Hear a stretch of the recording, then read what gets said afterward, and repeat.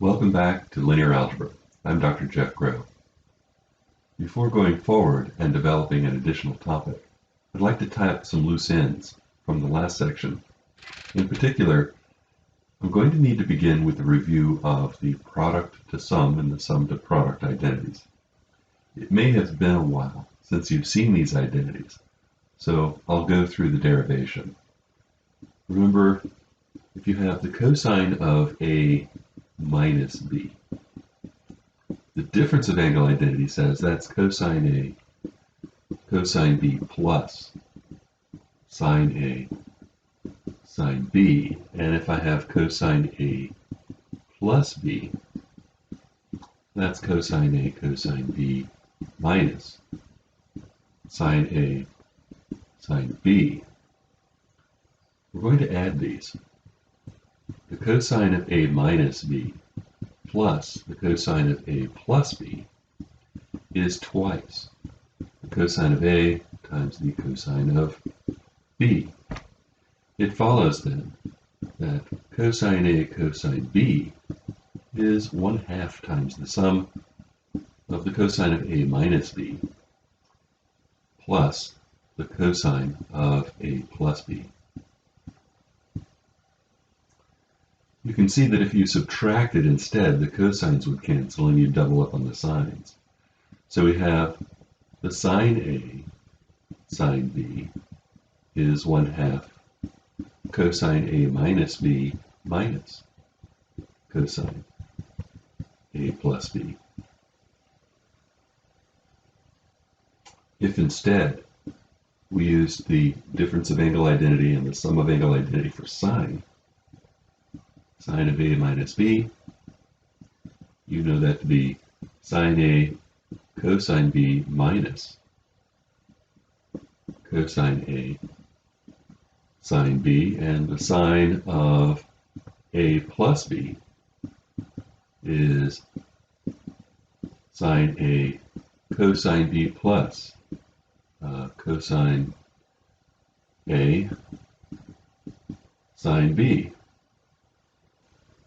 You can see that when we add these, we'll end up with sine of A cosine of B is 1/2 sine of A minus B plus sine of A plus B. We can use these three identities to develop a rather remarkable theory. In particular, we're going to impose an inner product on the vector space of infinitely differentiable functions.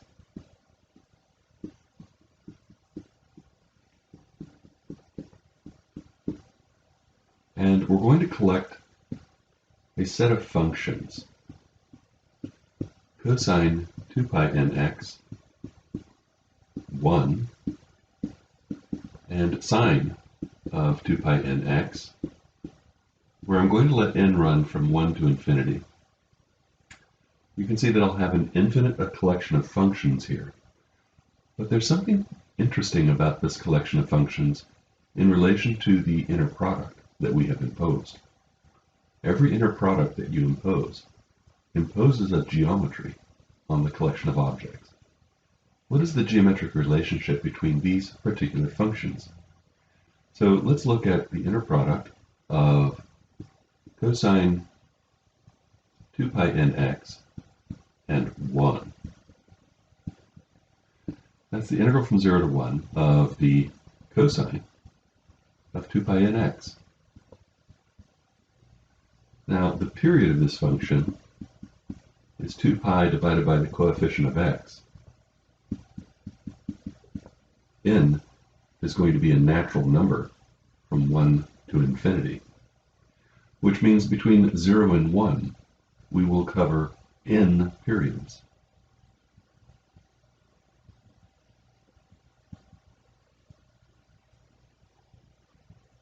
And if you integrate a cosine function across an entire period, you get 0.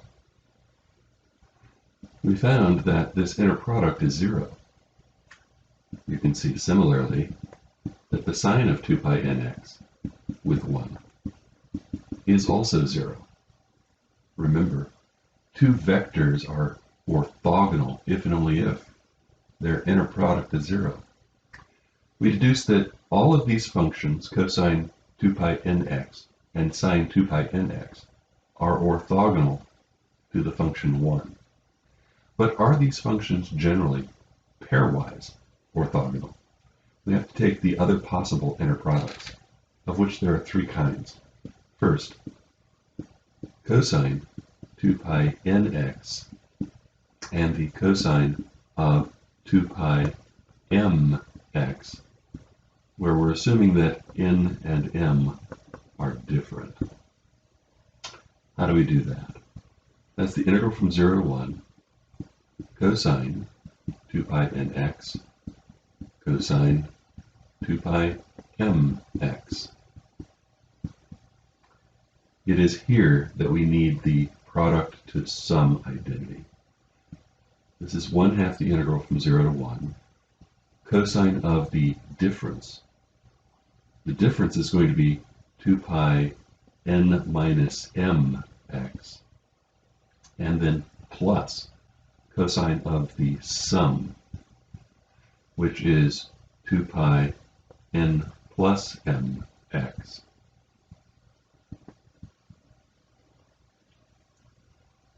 Now keep in mind, n and m are natural numbers. Their difference is no more than an integer. It could be negative, but cosine is an even function, so the negative would disappear. Either way, we can think of n minus m as just being a natural number, because we can ignore the negative, and in that case, we're integrating over an integral number of periods. Since that's true, we'll get 0 for both of these. And so each of these different cosines will be orthogonal to the others. Let's try the same thing for sine. For the sine functions,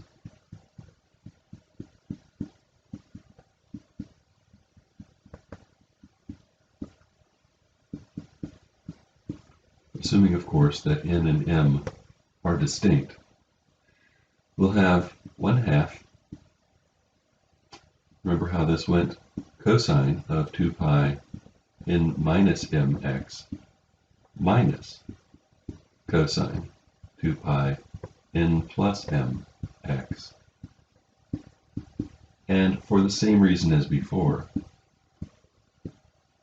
we get zeros. Each of the different sine functions here with their different periods will be orthogonal to the others. There's only one more pairing that's left, the cosines with the sines. We'll calculate the inner product of the cosine of 2 pi nx with the sine of 2 pi mx.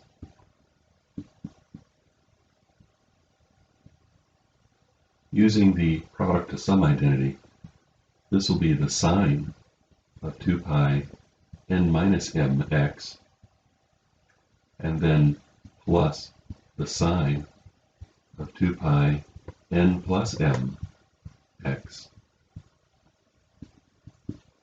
And for the exact same reason as before, all of these are 0. These are pairwise orthogonal.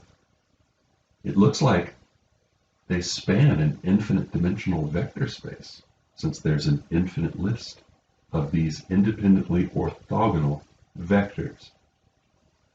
Now, you'll recall that in finite dimensions, if we had a vector, we can decompose it in terms of an orthogonal basis by taking the sum, as k goes from 1 to n, of the inner product of v with vk over the inner product of vk with vk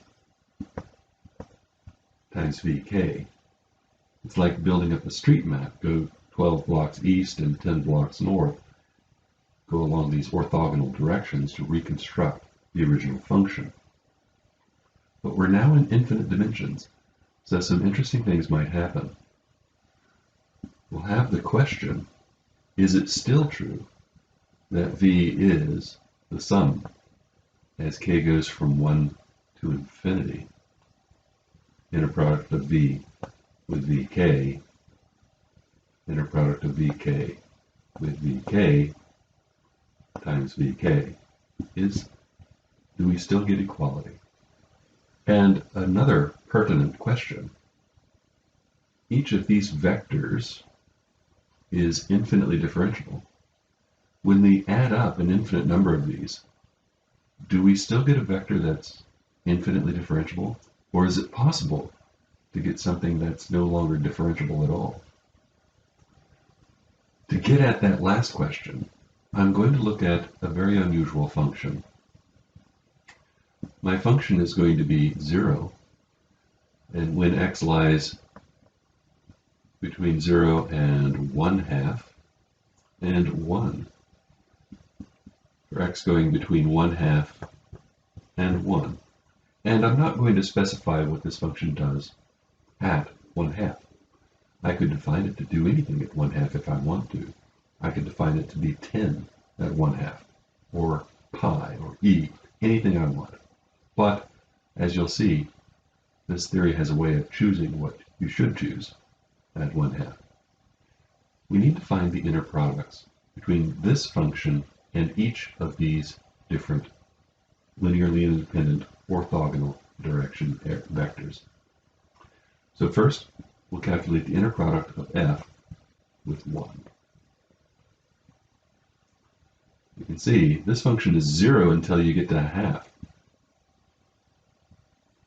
which means we may as well integrate from 1/2. And it's 1 thereafter, and I'm multiplying it by 1. And if I integrate a function of height 1 on an interval of length 1/2, I get the area of this rectangle, which is 1/2 by 1, or 1/2. I'll record down here the inner product of f with 1 is 1/2. Now, what is the inner product of f with cosine 2 pi nx? Just like before, because f is 0 until you get to 1/2, we may as well start the integral at 1/2. And after that, f is 1. So we'll have cosine 2 pi nx. Now, here, we really do need to calculate the integral using old-fashioned methods. Let's try this out. The integral of cosine is sine, but we have to divide by the coefficient of x, which is 2 pi n.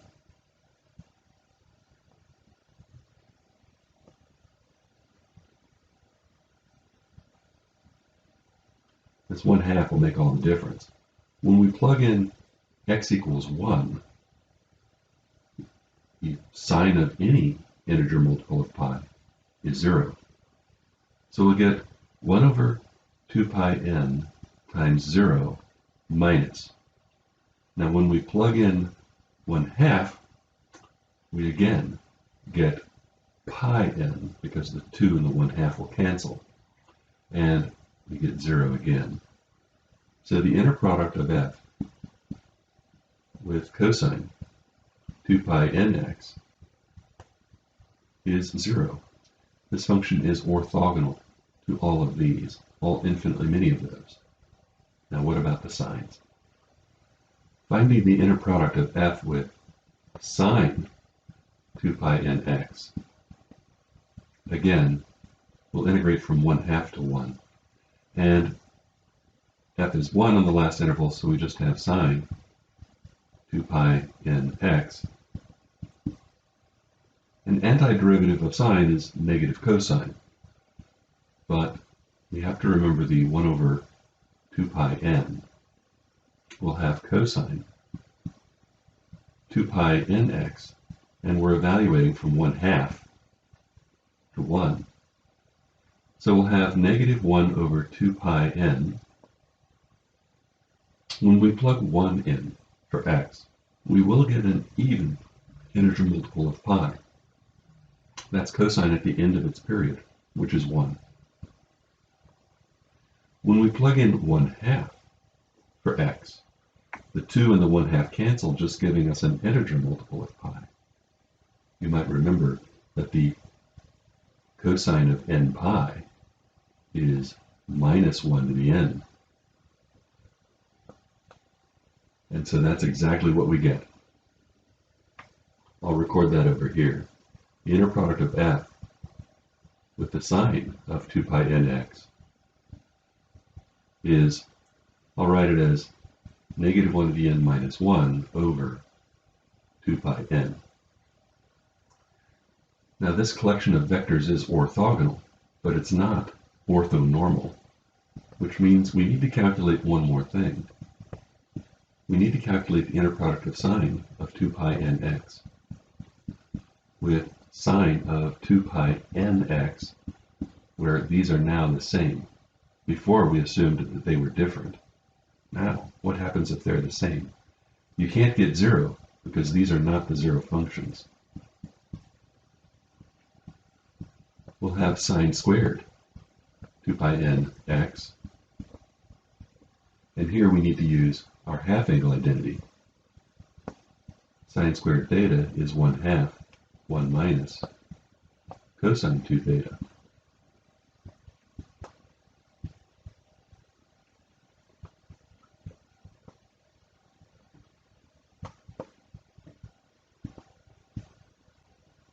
Now in the last part, we're integrating over an integral number of periods.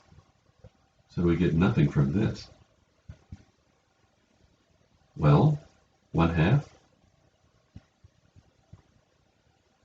And so the inner product of sine of 2 pi nx with the sine of 2 pi nx is 1/2.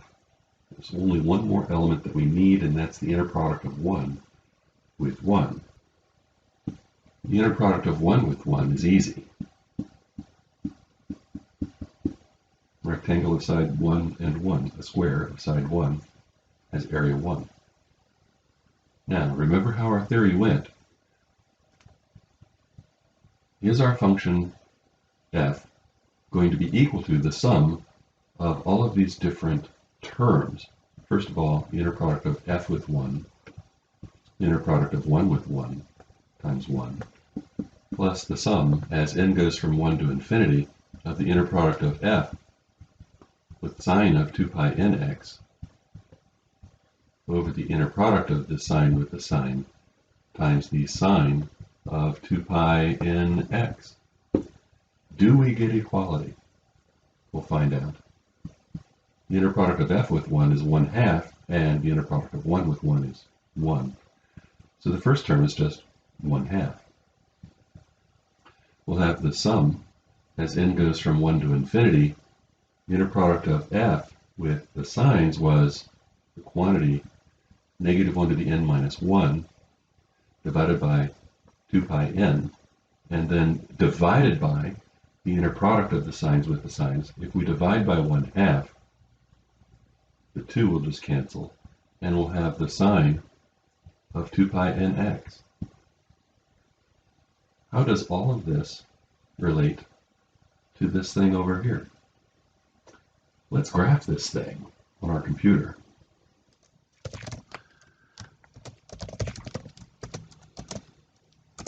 I'm going to define our function. F maps x onto, our first term was 1/2. And then we had a sum. The sum had a numerator starting with negative 1 to the power of n, and then minus 1. The denominator was pi times n. And then we multiplied that onto the sine of 2 times pi times n times x. X, let's see, n ran from 1, and it went to infinity, but let's not go all the way to infinity. Let's just go to 10. Let's see, does that give us our function? Yes, it does. Now I want to plot my function. My function is f of x. I've called it f of x, but that's a little deceptive because maybe it's not f of x. Maybe it's something slightly different. We'll see. X will go from 0. Now, our function was only defined from 0 to 1, but I want to go from 0 to 3, just for good measure. And I want to set the view box to go as x goes from 0 to 3, and y is going to go from -1 to 2. I don't want it to stretch the x and y axes, so I'm going to write scaling equals constrained and see what happens. Our function between 0 and 1 took the value of 0 until you got to half, and then 1 afterwards. So this is doing a reasonable job of approximating that function using sine functions, sinusoidal functions. What value does it have at exactly 1/2?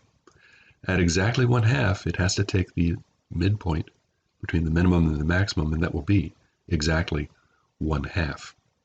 So this function, if I had defined the function value at 1/2 to be 10, it would not be equal. It would differ at this point because I'm getting 1/2. And that will remain true no matter how many terms I put in this sum. We're only adding up 10 of these right now. By the way, I would like to point something out to you. Think of this as like 0 voltage and a voltage at its maximum value of whatever circuit you're dealing with, let's say 1. It is possible to approximate digital square waves by adding up little oscillators, little sinusoidal waves, which are easy to make. That means this theory that we are writing down right now actually is the basis for all digital computing. This is called Fourier series. It has tons of applications beyond computing, but the very fact that it's the basis for the digital age ought to be pretty impressive. What if we make this go up to n equals 100? What does it do to the approximation? You can see that it becomes much better, much closer to that digital square wave. We have what is called a Gibbs phenomenon here at the ends. It overshoots at the endpoints, and it will continue to do so by what is a theoretically predictable amount. We might try to improve the graph by changing the number of points plotted. And it does improve the structure of the graph a little bit, but you still get the Gibbs phenomenon, the overshoot. Again, it passes through 1/2 when x is equal to 1/2. There are things that they do with electrical circuits to deal with the Gibbs phenomenon. They do maybe high-pass filters and low-pass filters to try to cut these little overshoots off. I wanted you to see this because I wanted you to see that, first of all, even functions that are not in our vector space, functions that are discontinuous, can be well approximated by functions that are infinitely differentiable. All we have to do is take a limit as we go to infinity. However, we might differ at points of discontinuity, as you've seen. This is a theory called Fourier series.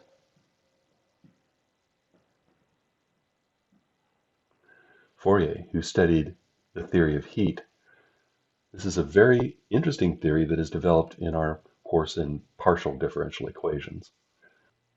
We say that two functions that differ on a set of measure 0, which you'll have to learn about when you take a course about measure and integration. If they differ on a set of measure 0, they are said to be equal almost everywhere. Being equal almost everywhere is like an equivalence relation.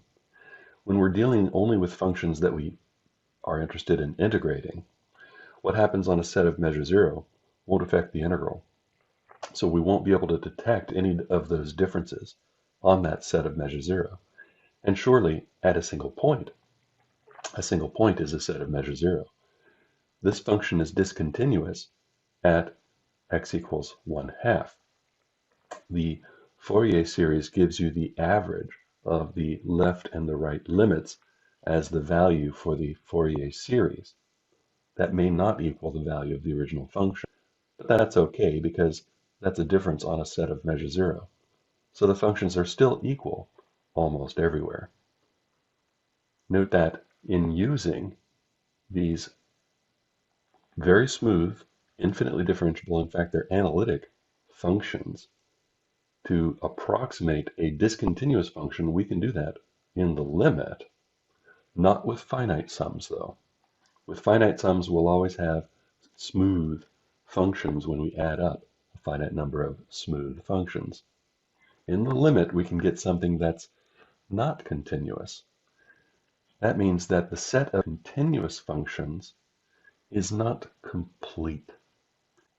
There are limits of sequences of smooth functions that converge to functions that are not smooth, that are discontinuous.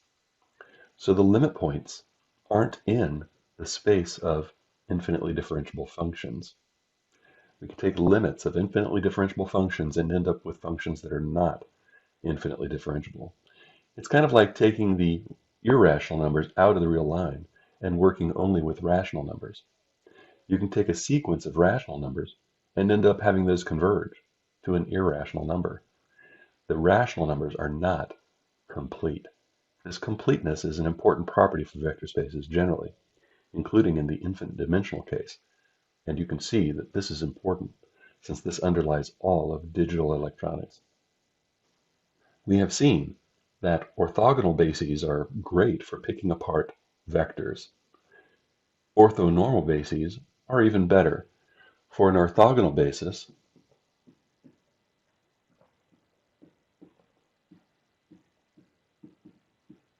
we had the vector was the sum.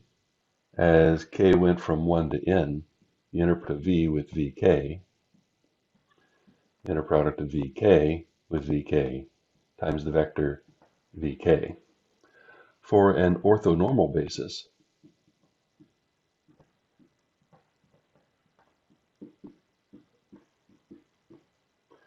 it's a little simpler. You take the sum as k goes from 1 to n of the inner product of v with vk times vk. That's because this denominator is equal to the square of the norm of vk, but if all the vk's had been normalized, their norms are 1. Since this is such a useful idea, we're going to explore how it is, given a basis, that you can construct an orthonormal basis. What we will obtain is called the Gram-Schmidt process. In order to set this up, we have to talk about orthogonal projections.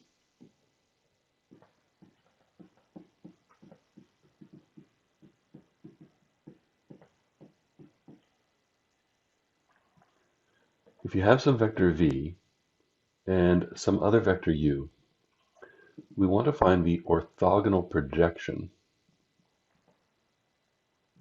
of u onto v. V is a subscript of the word proj, and u comes after that, but on the same level as proj. How do we calculate this projection? Whatever the projection is, it's a scalar multiple of v. The projection of u on v is going to be some a times v. What value of a gives you this projection? Let's suppose that theta is the angle between these two vectors. Then we know the following is true.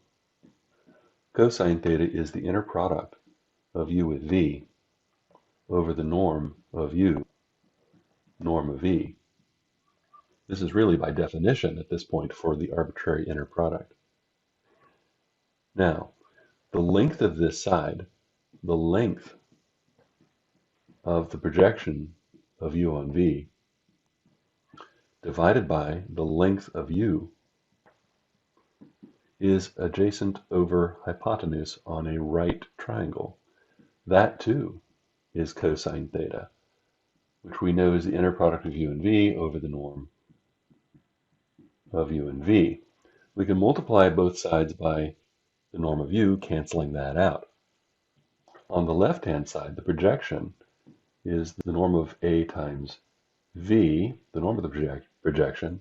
The a can count in absolute value. It's at this point we can divide this off to try to figure out what A is.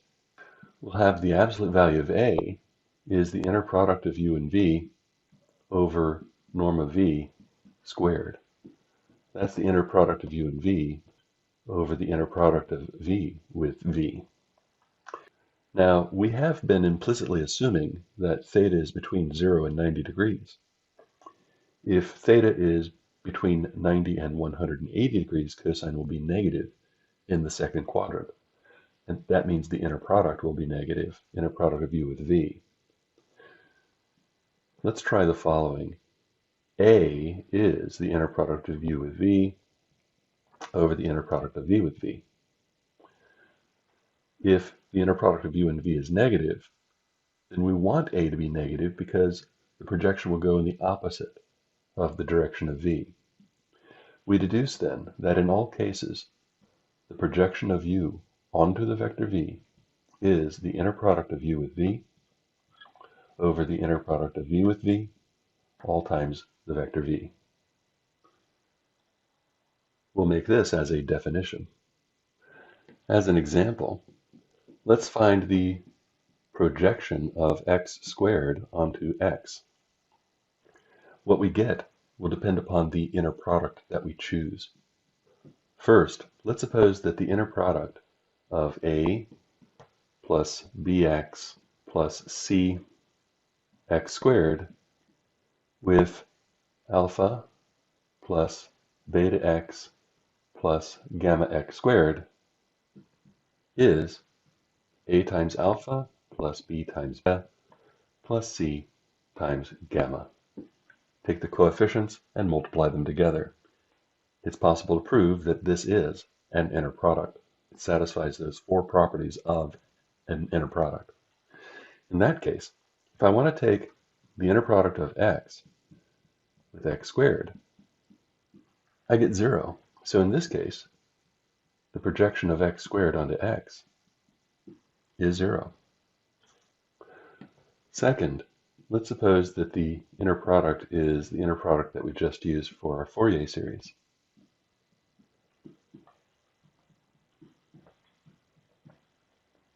What is the inner product of x with x squared? It's the integral of x cubed on the interval 0, 1, and that's 1/4. We also need to know the inner product of x with x, and that is 1/3. It follows that the projection of x squared onto x in this case is going to be 1/4 divided by 1/3 to the function x. That's 3/4 x. Now, the Gram-Schmidt theorem goes as follows.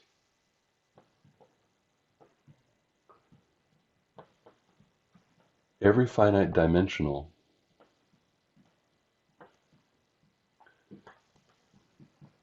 vector space has an orthonormal basis. The miracle is not so much in the statement of the theorem, it's in how we construct the orthonormal basis, and that's called the Gram-Schmidt process. And that's really what you need to remember.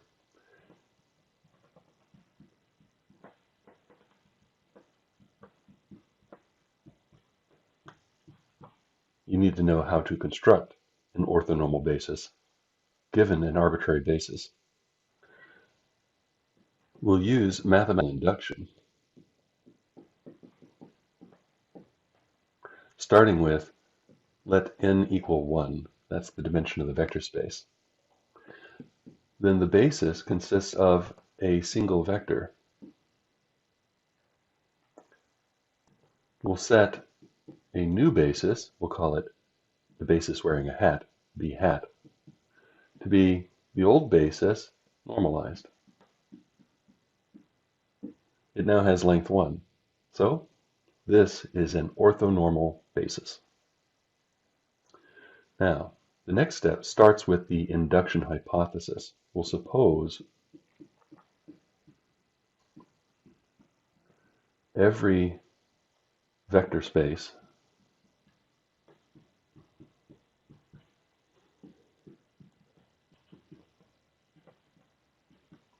of dimension n bar has an orthonormal basis for some n bar.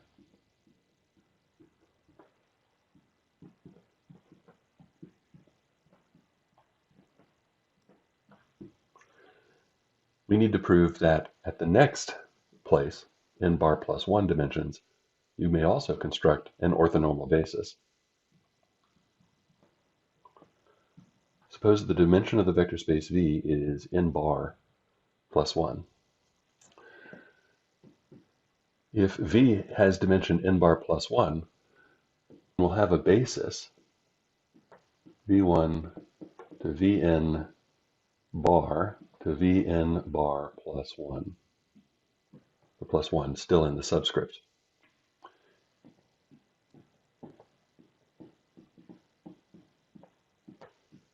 That's a basis for our vector space. We're going to set W to be the span, which we know is a vector space, of V1 through Vn bar. Then the dimension of W is n bar, and by the induction hypothesis, every vector space of dimension n bar has an orthonormal basis. We'll call this beta with a little caret here, an upside down caret wedge, equals W1 through Wn bar be an orthonormal basis for W, which we know must exist. We need to find a basis for V, though, an orthonormal basis. So we're going to take this one step at a time. First, set B1 to be B wedge union the last basis vector, V n bar plus 1. So it includes this orthonormal basis for the span of the first n bar vectors, and then we throw in this additional 1. This will be a basis for V. But it won't be orthonormal. We'll have to construct that last orthonormal vector. So here's what we'll do. We'll set Wn bar plus 1 to be Vn bar plus 1 minus certain projections. What we'll do is we'll project Vn bar plus 1 onto W1. We'll also keep subtracting until we subtract off all of the projections in the basis for the subspace. Projection of Vn plus 1 onto Wn bar. We'll subtract all of these projections out and hope that what is left over is orthogonal to the rest. Now the inner product of Wn bar plus 1 with one of the other w's, let's say wk, will be, well, we'll have to take the inner product of all of these terms with wk. We'll certainly get the inner product of Vn bar plus 1 with wk, but then we'll get minus a whole bunch of other things. The projection onto W1 is a scalar multiple of W1. And if k is not 1, those are orthonormal. They're going to be orthogonal. The inner product here will give you 0. The only one of these terms that will pick up something is the inner product with the term, the projection onto wk of this V n bar plus 1. But what do you get there? We know the formula for a projection.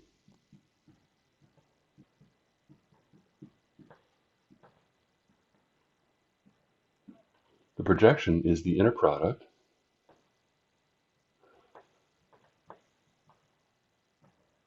divided by the inner product with itself, all times wk, and we have comma this wk. But you can see we're going to get the inner product of n bar plus 1 with wk minus all of this scalar stuff can come out. Wk, Vn bar plus 1, Wk, Wk, and what's left over is the inner product of Wk with Wk, and we get 0. That means the new vector is orthogonal with respect to all of the others. By subtracting out the projections onto these other directions, we end up with something that is orthogonal to the rest. The only thing that we're not sure of at this point is whether or not it is normalized. And in fact, it probably isn't. We'll complete this process by normalizing. We'll find a basis 2. We'll set w n bar plus 1 hat to be w n bar plus 1 divided by its norm. We'll normalize it, giving it norm 1. And so we'll have w1 through wn bar and then wn bar plus 1 hat. And that will be an orthonormal basis for the vector space V. And so the theorem has been proved. The Gram-Schmidt process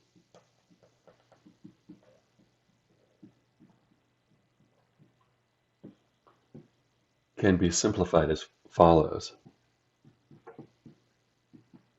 Suppose you have V1 through Vn be a basis. Set W1 to be V1. 2. Set W2 to be V2 minus the projection of V2 onto W1. And then what is W3 going to be?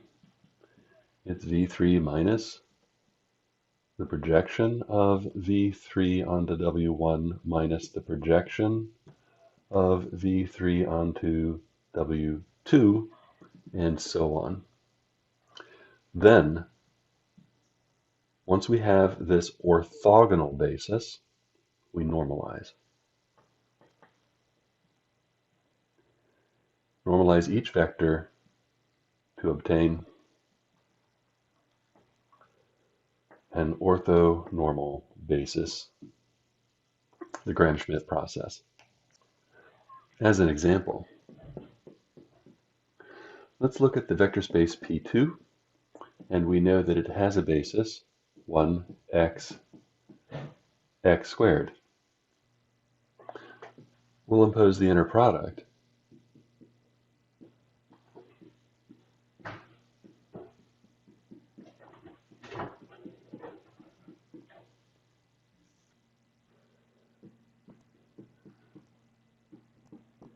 We'll set W1 to be the first element of our basis.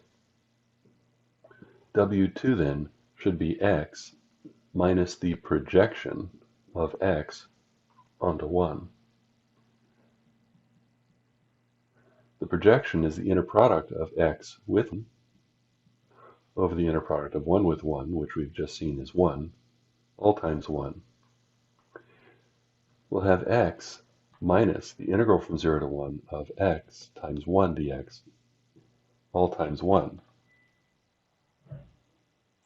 That's x minus a half. This is orthogonal to 1, but not necessarily normalized. We'll normalize on the last step. So far, we have W1 is 1, W2 is x minus a half. The only thing we need is W3 and then to normalize them all. W3 will be x squared minus the projection of x squared onto 1 minus the the projection of x squared onto x minus a half. We'll have x squared minus the inner product of x squared 1, inner product of 1 with 1 times 1, minus the inner product of x squared with x minus a half over the inner product of x minus a half times x minus a half, all times x minus 1/2. That's a bit of a calculation to do. First of all, we know this one's 1. The inner product of x squared with 1 is the integral from 0 to 1 of x squared dx. And that's 1/3. So we have x squared minus 1/3 minus, what is the inner product of x squared with x minus a half? We'll have x squared times x minus 1/2. That's the integral from 0 to 1 of x cubed minus 1/2 x squared. We'll end up with 1/4 minus 1/6. That's 6 minus 4. It's 2/24 or 1/12. We still have to calculate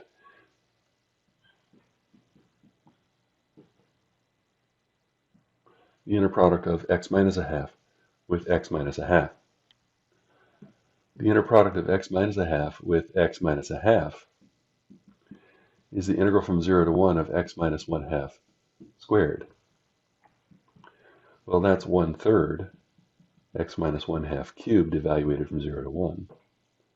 When you plug in 1, you'll have 1 minus a half, which is 1/2 cubed, times a third. That's 1/24. And we'll be subtracting what we get when we plug in 0, which is negative 1/2 cubed. That's negative 1/8 times a third is negative 1/24. And so we'll get 1/12.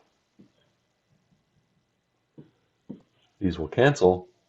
Let's pick up the pieces. W3 is x squared minus 1/3 minus the quantity x minus a half. That's x squared minus x plus a half minus a third. 3 minus 2 is 1/6. So we get x squared minus x plus 1/6. These are going to be orthogonal. The only thing we have left to do is to normalize them. We already know W1 has norm 1, so we'll set W1 bar equal to 1. We also know the inner product of W2 with W2, x minus a half with x minus 1/2, is 1/12. That means this is the norm of W2 squared. It follows then that the norm of W2 is 1 over 2 root 3. To normalize a vector, we have to divide it by its norm. So in other words, if we're dividing by a 1 over, we'll multiply by the 2 root 3. So let's call this root 3 times the quantity 2x minus 1. In order to get W3 bar, we have to take W3 and divide by its norm in order to give it a length of 1. Of course, the easiest way to do this is on the computer. How do you integrate the first function? The first function was 1.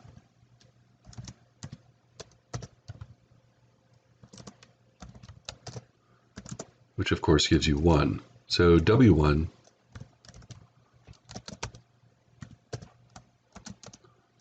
is already normalized. There's your function. W2, on the other hand,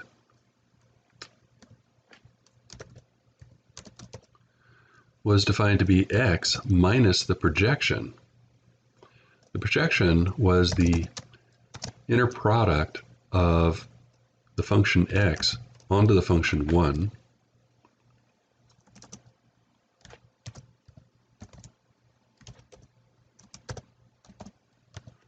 from 0 to 1, divided by the integral of 1.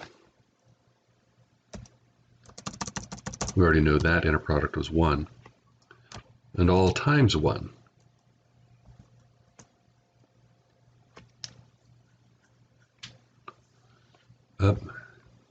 All times 1, that is. X minus a half. W3 was defined to be, let's see, I'll make this into a function up here.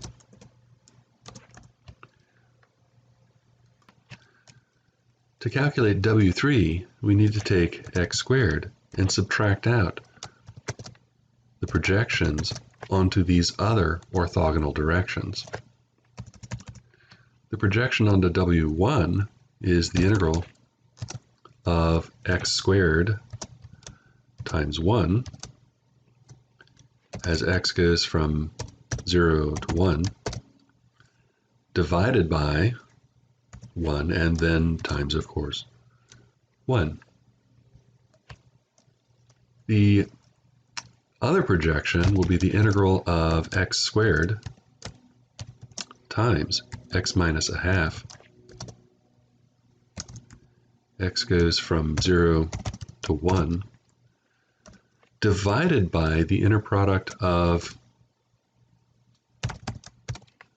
x minus 1 half with x minus 1 half. So we'll just square this.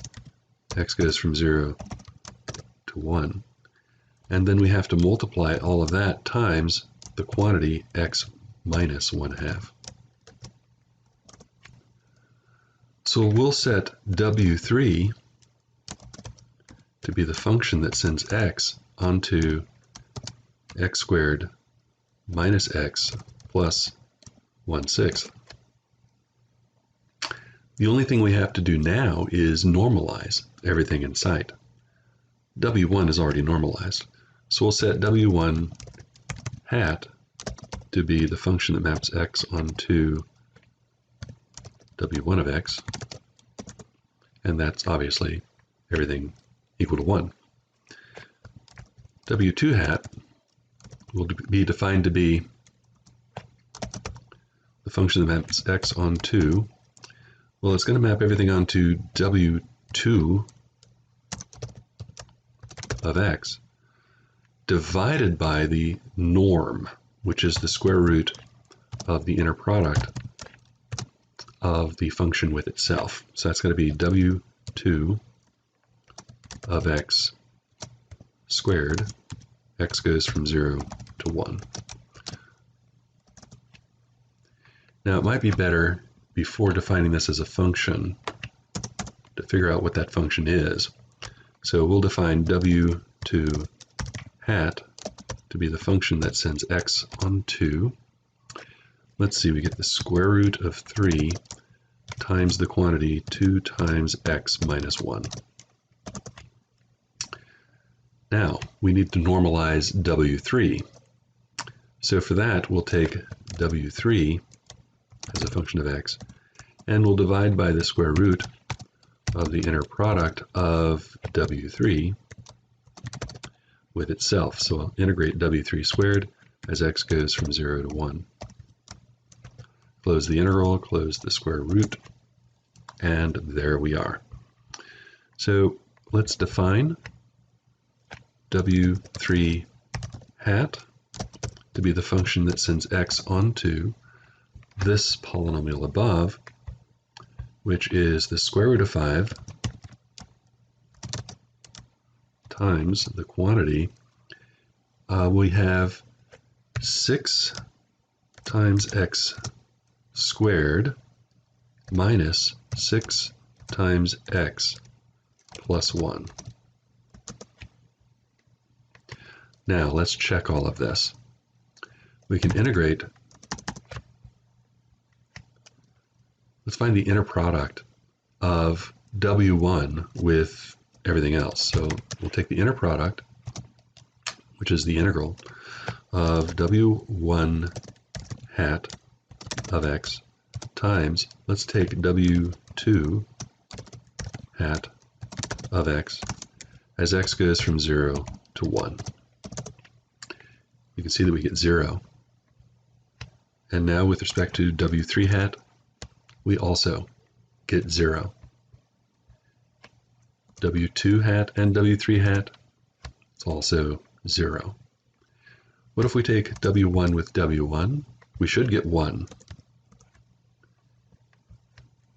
W2 with W2, also 1.